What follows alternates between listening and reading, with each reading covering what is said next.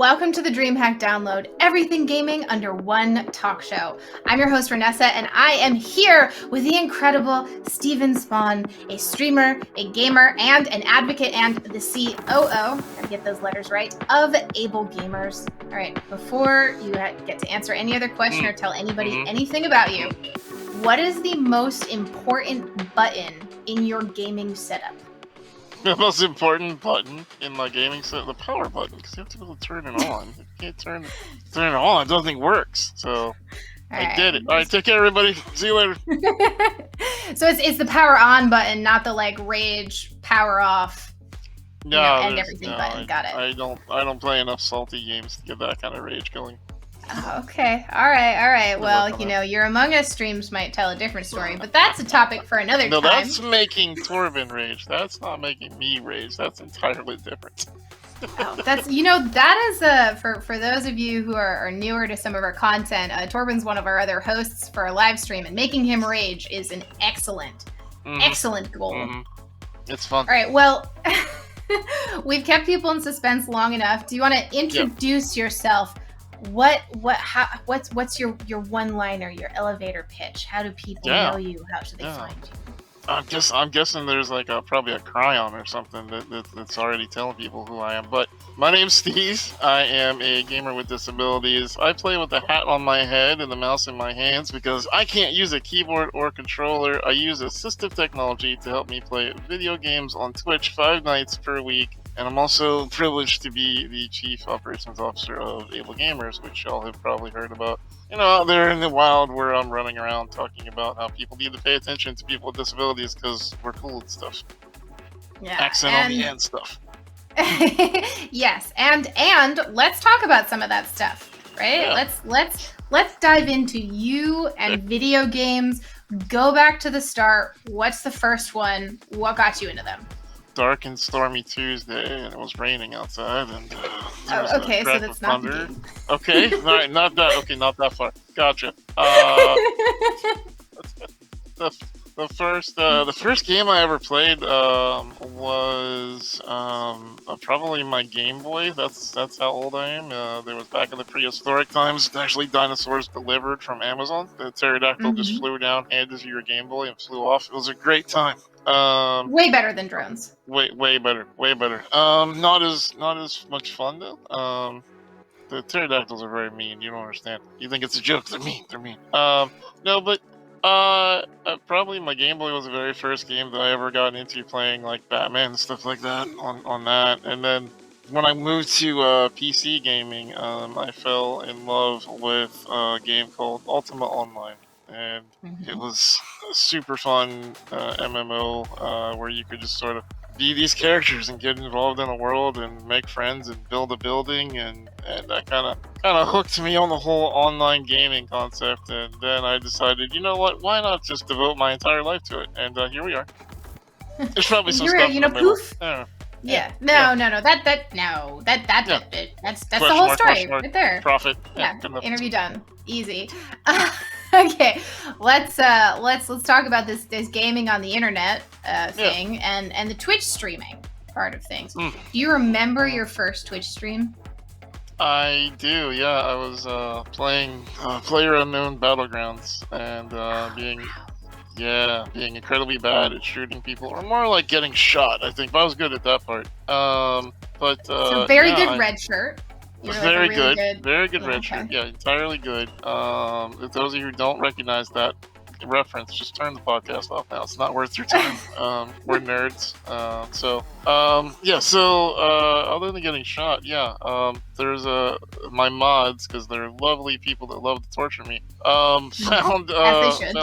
As they should. They found some clips from my very first stream that was so this is probably where your editor will insert a small clip of me being stupid live on television. And it's basically just me running around flailing. It's funny. They like to call it Babu Steve because I don't have the beard. I have like a light bulb that my cat is holding up, and it's horrible. Don't ever use. It sounds like a work of art. Listen, Work of art. don't ever try to use your cat as a stage crew member. It's not a good idea in any way. Well, okay, so that's Steve's first tip on streaming. Don't use your cat as a stage crew member. Yep. And now, I've been following him on Twitter for a while, and you've got some other, the sacrifices we make in this industry. Yeah, that's fair. You've got some other things that you do that are a little different, a little innovative, really cool. One of these is so we all use social media, right? And that going live tweet is like the lowest interaction tweet that no one cares about, and it breaks your heart because no one ever clicks on it, and then other people get annoyed by it. And you're like, oh man, so you have this great solution for this. Like, for streamers out there, pay attention. This man has a brilliant idea. Where did this come from? What is it that you do? I have no idea why this is a thing that has started to catch on. So I literally was reading Twitter, and someone had done a thread in which the first thing they said was, "I'm about to talk about bunny rabbits," or whatever the hell they were talking about. They said, "If you're not interested in that, mute this thread now because I'm about to talk about it for the next 35 minutes." And so I was like, man, that's a really ingenious idea. If I took that and I married it with the idea of the going live tweet, because nobody likes those, but there's always those, 20% of your people in your community who are like, yeah, I use Twitter, that's why I follow you, so I know when you're going to go live. And I'm like, great, but the other 98% of them don't care and don't want it. So there's no way to opt in on Twitter to seeing a thing, but you can opt out. So I just put up a tweet that said, hey, I'm going to make this thread. I'm going to use it the entire year. I'm going to put all of my going lives underneath it. Here's how you mute it. I put a little picture. I put some instructions on how to mute the thread so that if you don't want to see it from me, you can just mute the damn thing instead of unfollowing. And since then, I've seen no less than a couple dozen streamers tagging me and saying, hey, I saw this idea from Steve Spohn, or actually, my friend Jambo retweeted it and talking about how much she liked it, and they were just like, this is amazing, thanks for pointing it out. And it's such a silly thing, and it's just such an off the cuff thing. It's amazing how the internet seems to work that way, where you come up with these really great ideas and you sit down and you think of a whole tweet and it takes you like 2 hours and it gets like 4 interactions. And then you're just like, sitting there paying attention to Netflix, not really thinking, and you type something up and it goes viral and you're just like, why? Why is it like Twitter like this? But it is every time. I didn't put in any effort, but whatever. Yeah, I've seen it popping up everywhere, and I think it's great. I brought up your early days of streaming and then this whole innovative, viral, accidental tweet thing for a reason, because I want to, take this beautiful look of what have you learned in your time as a streamer, especially in the last year, as we've been stuck inside and streaming exploded and there's all this new stuff. So like, give us the beautiful look. Like how the angels come down, a halo on top of me with like the spotlight, and like they're singing on my shoulder. Okay, I'm guessing the editors can put all that in later, and so I don't have. Cool.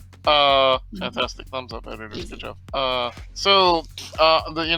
thing I learned, number one, was that there's really nothing that you can teach about streaming, and I say that for a very specific reason. So obviously there's small tips here and there that you can relay, but after I have been doing streaming for a year, I have a little different context than I think a lot of people do, in that I'm friends with editors at Game Informer and whatnot, right? So I reached out to them and I was like, hey, I'm about to come up on my year. I'd love to do an article for you, and and let you know what are some cool things you could do year one, because I'm like, I have 30 some people watching me every night. It's pretty successful.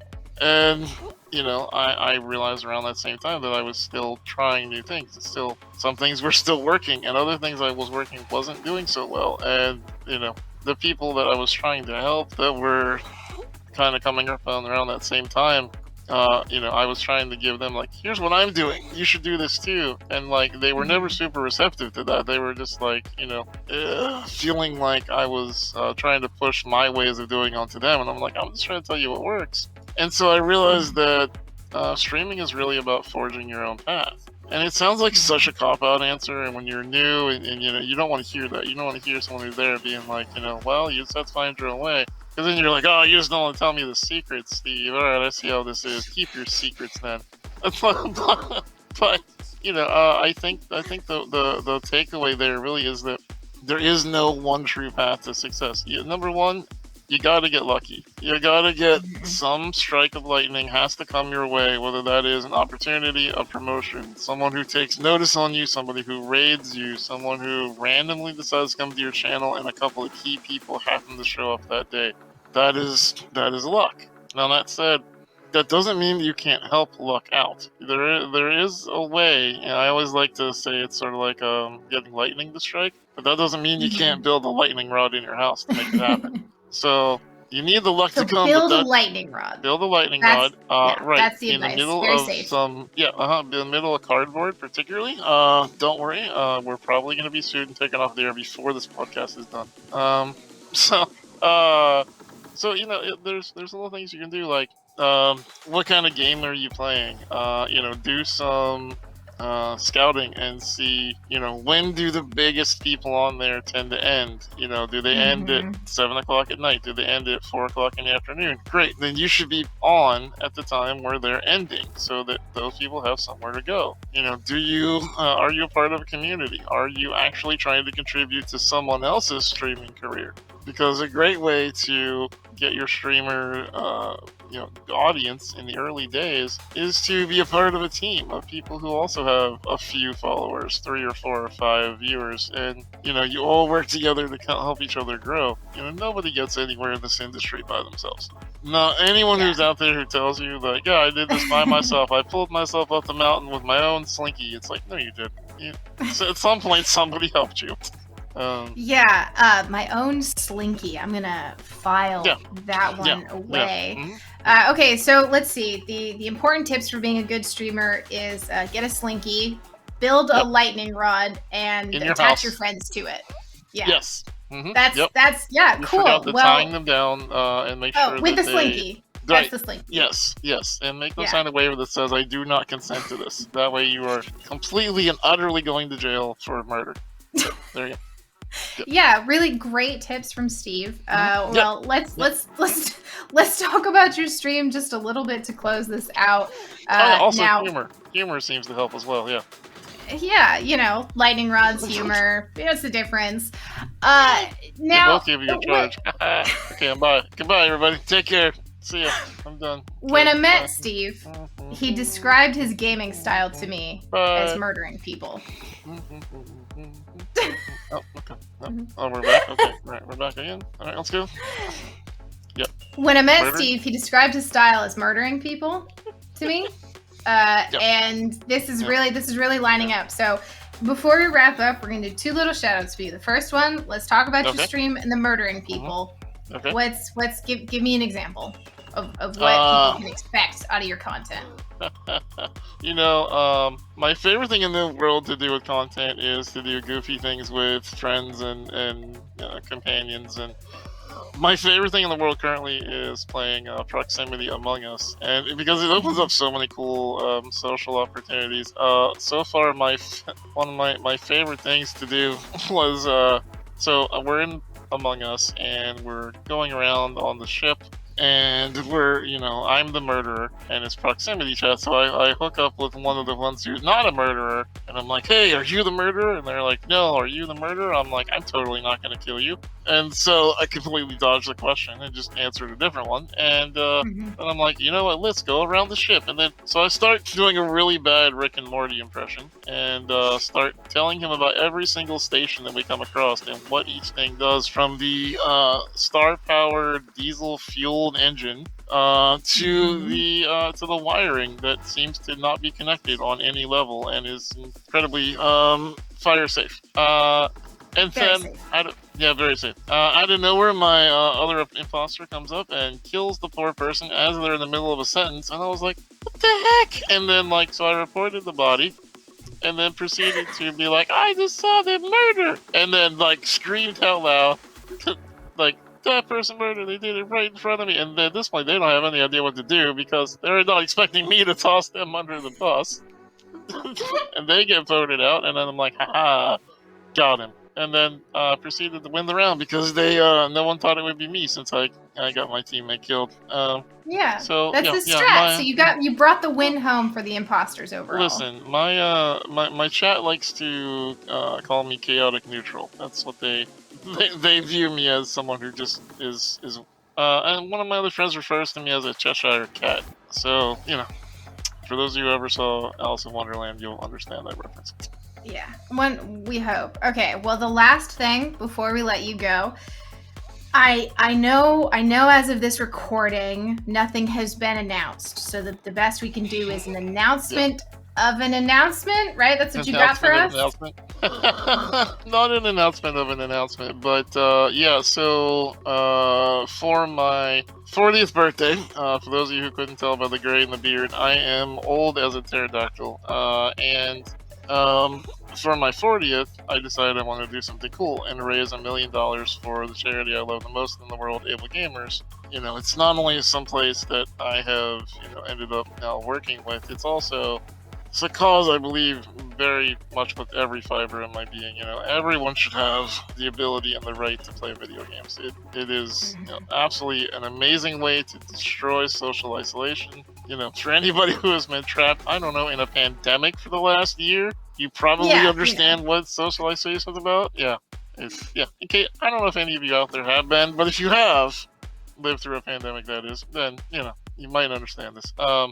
So it's one of those things where I think we all can identify with. Games are great. They bring us together. They let us play together. And I wanted to raise money for that. And so I'm going to keep continuing on that. We're already up to almost $300,000. And in order to keep going, in March, we will be doing another fundraiser. And I'll be tapping my famous friends who are way more interesting to listen to than me yammering on about lightning storms, who are going to be raising money for Able Gamers and doing cool things. And if you've never seen me running around the internet, then you should look up my name and Ryan Reynolds and see, why he was interested in the video that we did together, and The Rock following me for the same reason. And, I like to think if those people care, then you may have some sort of interest in the same thing and just helping people play video games. And, I think that is something we can definitely all get behind. Helping people play video games, helping Steve murder people in Among Us, setting up lightning rods and slinkies. Whatever works. Listen, we need some MacGyvers in this industry. Let's go. Let's build those lightning rods, those tanks out of slinkies. Let's go. I do not want to see the comments on this video. Oh, I can't wait. I cannot wait for you to get the editors. You might want to put a disclaimer up on the screen right now. Do not build tanks out of slinkies. DreamHack does not advise. DreamHack does not endorse lightning rods, slinkies, all those things.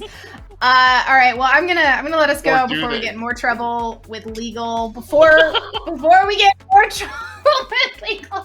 So keep an eye on Steve for his streams, Able Gamers for their upcoming work, and for us, for the interaction, for the wonderfulness of Steve's time.